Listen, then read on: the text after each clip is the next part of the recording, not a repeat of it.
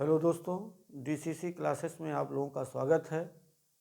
आज हम लोग मानव से संबंधित विभिन्न रोग और रोगों के बारे में हम लोग चर्चा करेंगे और उससे प्रभावित अंगों की चर्चा करेंगे कि उससे प्रभावित कौन कौन से अंग होते हैं।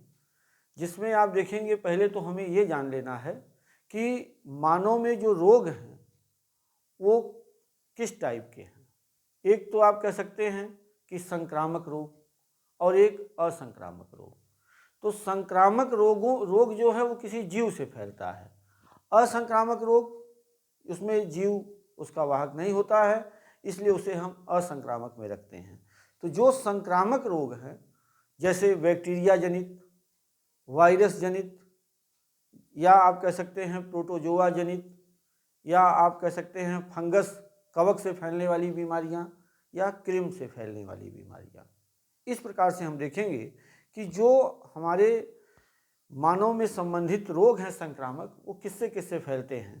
तो बैक्टीरिया हो गया, मतलब जीवाणु, विषाणु, आपका फंगस, प्रोटोजोआ और क्रिम। इससे परीक्षाओं में आप देखेंगे ऊपर से ही प्रश्न बना लिए जाते हैं कि जीवाणु जनित रोग कौन सा है, विषाणु जनित रोग कौन से हैं, या प्रोटोजोआ जनित रोग कौन से हैं, फंगस से कौन सा रोग है। ठीक, तो इससे आपको यहाँ पर हम ये बता देना चाहते हैं कि कौन कौन से रोग के वाहक, जैसे बैक्टीरिया वाले रोग एक जगह, विषाणु वाले रोग एक जगह, फंगस के एक जगह। तो इस प्रकार से विभिन्न जो जीवों से फैलने वाले अलग अलग रोग हैं उनका एक अलग वर्गीकरण आप देख लीजिए। इसी प्रकार हम असंक्रामक में देखेंगे।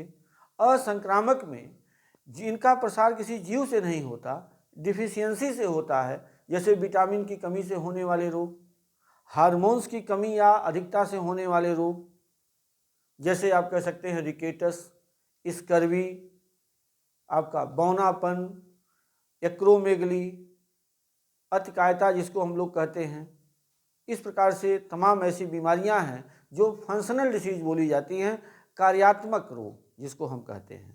और कुछ कमी से होने वाली बीमारियां हैं, जैसे प्रोटीन की कमी से मैरम्मस रोग हो जाता है, क्वाशरकोर रोग हो जाता है, विटामिन सी की कमी से स्कर्वी रोग हो जाता है, विटामिन बी की कमी से बेरी रोग हो जाता है, विटामिन डी की कमी से रिकेटस रोग हो जाता है, विटामिन ई की कमी से नपुंसकता हो जाता है, विटामिन ए की कमी से रतौंधी हो जाता है। तो इस प्रकार के रोगों को हम, जिनका प्रसार किसी जीव से नहीं होता, उनको हम असंक्रामक श्रेणी में रखते हैं। जिसमें मधुमेह भी आएगा आपका, जिसे हम डायबिटीज के नाम से जानते हैं, कैंसर भी आपका आएगा, अर्थराइटिस भी आएगा आपका, जोड़ों का दर्द जिसे हम कहते हैं। कुछ आप देखेंगे सामाजिक रोग भी हैं, जैसे जिनको नशे की लत लग जाती है, नशा की आदत पड़ जाती है, वो भी एक प्रकार से सामाजिक रोग ही है।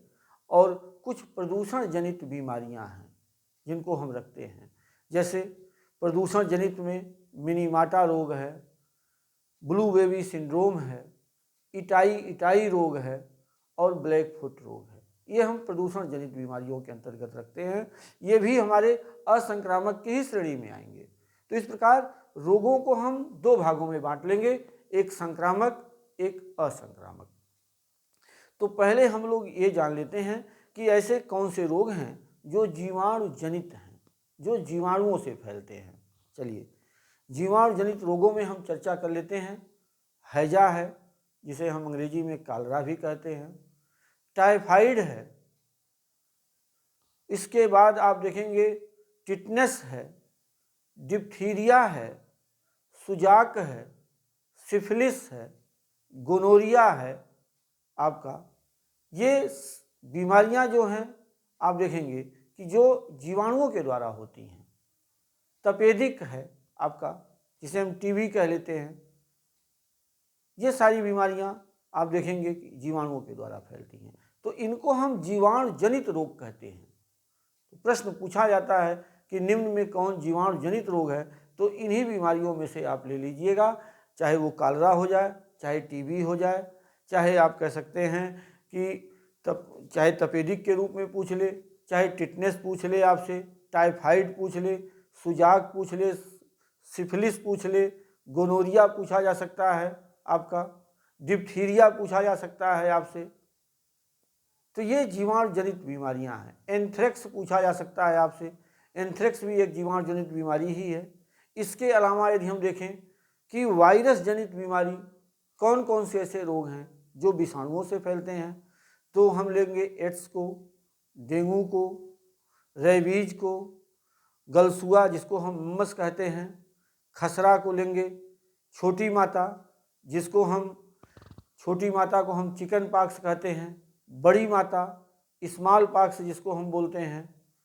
इसके अलावा इंसेफ्लाइटिस है, हेपेटाइटिस है, बर्ड फ्लू है, मेनिंजाइटिस है, सार्स है, कोरोना है, इबोला है। ये सारी बीमारियां हैं जो एक जीवाणु के वायरस के द्वारा फैलती हैं, जिनका वाहक जो है विषाणु होता है, विषाणुओं से फैलने वाली बीमारी है। इसी प्रकार हम देखेंगे कवक से फैलने वाली बीमारियां, जो कवक से फैलते उसमें दाद ले सकते हैं, खाज खुजली ले सकते हैं, एथिलीट फुट हम ले सकते हैं, गंजापन ले सकते हैं। ये कवक से फैलने वाली बीमारियां हैं। इसके बाद आप देखेंगे प्रोटोजोआ से फैलने वाली बीमारियां। प्रोटोजोआ में आप मलेरिया को रख सकते हैं, जिसका मादा एनाफिलीज के मच्छर के काटने से होता है मलेरिया। आरबीसी अंग प्रभावित होता है, आरबीसी टूटती है इसमें, ठीक है।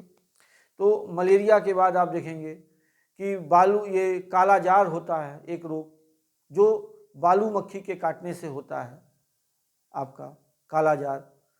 सीसी मक्खी के काटने से आप देखेंगे ये सोने की बीमारी हो जाती है, जिसे हम कहते हैं स्लीपिंग सिकनेस। इसके जो प्रोटोजोआ हैं अलग अलग हैं।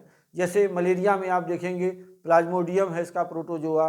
बालू मक्खी में आप देखेंगे कि बालू मक्खी का जो ये प्रोटोजोआ है जिसको हम बोलते हैं ट्रिपोनोसोमा, और ये आपका सीसी मक्खी है।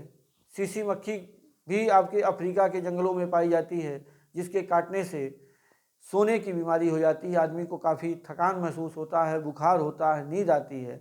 इसके बाद आप देखेंगे कि पायरिया एक मुखी अमीबा है ये, जिसको हम कहते हैं एंटमीबा जिंजीवेलिस, जिसके द्वारा आपका पायरिया होता है, जो दांत इसमें प्रभावित होता है, मसूड़े प्रभावित हो जाते हैं। फिर आप देखेंगे एक पेट का अमीबा होता है जिसे हम एंटमीबा हिस्टोलिटिका कहते हैं। इसे अमीबाइसिस रोग भी बोलते हैं। पेचिस को हम अमीबाइसिस मतलब अमीबा से फैलने वाली बीमारी। तो इसके प्रोटोजोआ का नाम पूछा जाएगा पायरिया के, तो एंटमीबा जिंजीवेलिस।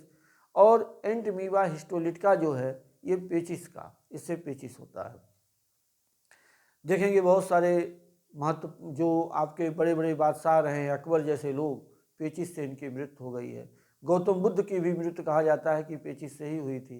तो पेचिस पहले के ज़माने में बड़ा खतरनाक था, लेकिन आजकल तो मान लीजिए इसकी दवाएं बन गई हैं, आसानी से ठीक हो जाता है। लेकिन यह है कि पहले के ज़माने में काफ़ी एक खतरनाक बीमारी हुआ करती थी, जिससे इसका अंदाज़ा लग रहा है कि इतने बड़े बड़े राजा इसी पेचिस की वजह से मारे गए। इसी अनुसार हम देखेंगे कि कृमि से संबंधित बीमारियां हैं, जैसे फाइलेरिया है।